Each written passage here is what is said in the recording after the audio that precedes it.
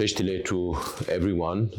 This year, His Holiness is turning 90 according to Western calendar, and we are celebrating His Holiness' 90th birthday as the year of compassion globally. And the CTA is organizing the July programs in Dharamsala, wherein uh, from 2nd to 4th of July, there will be a conference of all the religious leaders of all traditions. Most probably His Holiness will come and address the gathering. And then on the 5th of July, we have the long life prayer offering to His Holiness. And the 6th of July is the official celebration of His Holiness' birthday, wherein we have leaders from the Government of India and the Himalayan region who will be coming up there to join with His Holiness to celebrate His Holiness' 90th birthday. And that will be followed by 3 days of cultural programs from different parts of the world, mostly countries that are associated with Tibet for a long time.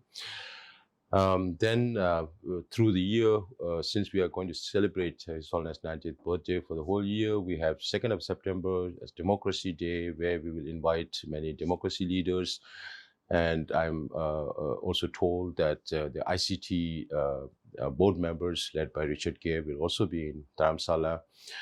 Then we have 10th December, where we will have the Himachal Chief Minister, where we live, where the CTA is located in India, and all the members of the state legislature coming up to Dharamsala as the chief guest. And then we have 10th of March, and then the closing ceremony for next year. So every country will have an organizing committee. ICT will be organizing. They will have a series of programs through the year. And we have formed an organizing committee in every country led by the Office of Tibet, a representative in that region. And every country will also streamline programs throughout the year.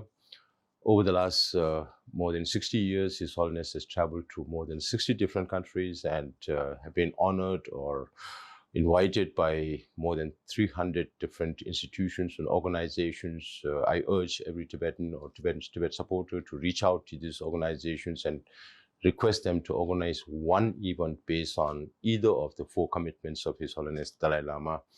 So these will be the major highlights, because as we speak, there are some 54 to 100 violent conflicts going on around the world, and the message of nonviolence and compassion is very, very relevant today.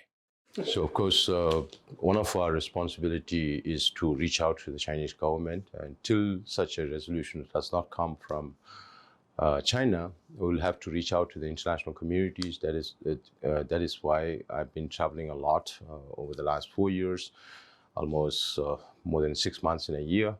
And this time we came here because there is, as everyone knows, the United States government has paused or cut foreign assistance, including Tibet. So we became a collateral damage in this whole process.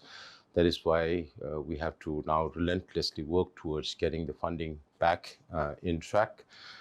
Over the last 1 week, we have been meeting with leaders at the Hill.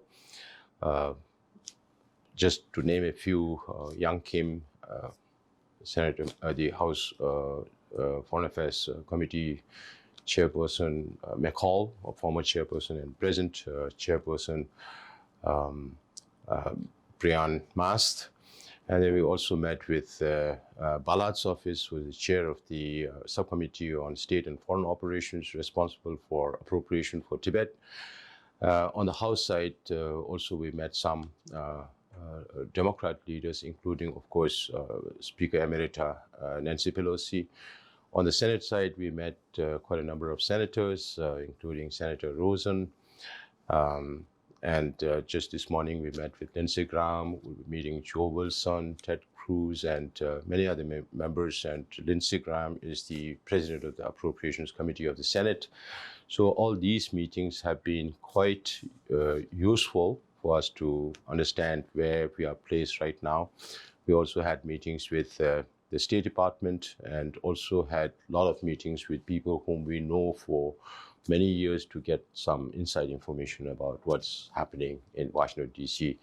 And all the meetings were very, very nice, good meetings. Of course, to say it's a successful meeting will depend on how the outcome of our meetings will be.